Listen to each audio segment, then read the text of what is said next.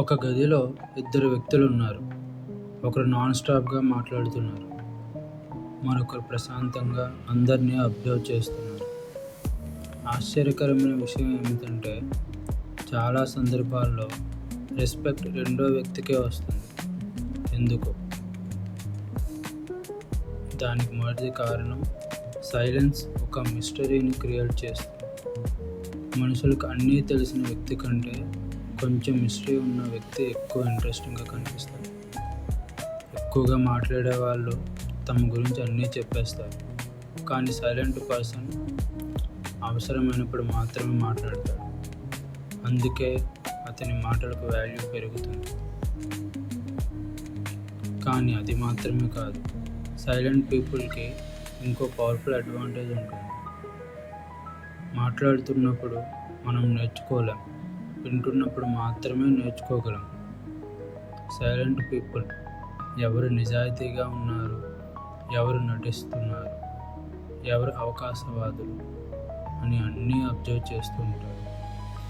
అందుకే చాలా డెసిజన్స్ వాళ్ళు బెటర్గా తీసుకుంటారు. ఇప్పుడు చాలామంది చేసే ఒక మిస్టేక్ గురించి మాట్లాడుకుందాం. చాలామంది కాన్ఫిడెన్స్ అంటే ఎక్కువగా మాట్లాడటం అంటారు లేదా అనుకుంటారు, కానీ నిజమైన కాన్ఫిడెన్స్కి నాయిస్ అవసరం లేదు. సింహం అడవిలో ప్రతి నిమిషం గర్జించదు, అవసరమైనప్పుడు మాత్రమే గర్జిస్తుంది. అదే నిజమైన కాన్ఫిడెన్స్. ఇంకో కారణం, మన జీవితంలో చాలా ప్రాబ్లమ్స్ తప్పు సమయంలో చెప్పిన తప్పు మాటల వల్లే వస్తాయి. సైలెంట్ పీపుల్ మాట్లాడే ముందు ఆలోచిస్తారు, అందుకే అన్నెసరీ కాన్ఫ్లిక్ట్స్ తక్కువగా ఉంటాయి. మాట్లాడే ముందు ఆలోచించడం ఒక సూపర్ పవర్ లాంటిది. మరి చివరిది అత్యంత పవర్ఫుల్ కారణం, ప్రతి మీటింగ్లో, ప్రతి డిస్కషన్లో ఎక్కువగా మాట్లాడే వ్యక్తి పవర్ఫుల్గా కనిపించవచ్చు, కానీ చాలాసార్లు అందరినీ అబ్జర్వ్ చేస్తూ సరైన సమయంలో ఒక్క మాట చెప్పే వ్యక్తే అత్యంత పవర్ఫుల్. ఎందుకంటే టైమింగ్తో చెప్పిన ఒక్క మాట 100 మాటల కంటే ఎక్కువ ప్రభావం చూపుతుంది.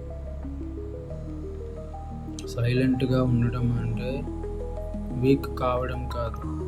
సైలెంట్గా ఉండటం అంటే ఎప్పుడు మాట్లాడాలో, ఎప్పుడు అబ్జర్వ్ చేయాలో తెలుసుకోవడం. గుర్తుంచుకోండి, నాయిస్ అటెన్షన్ని తెస్తుంది, సైలెన్స్ రెస్పెక్ట్ని తెస్తుంది. This is silent observer. If you like this video, like చేయండి. ఇలాంటి సైకాలజీ బేస్డ్ కంటెంట్ కోసం సైలెంట్ అబ్జర్వర్ని సబ్స్క్రైబ్ చేయండి.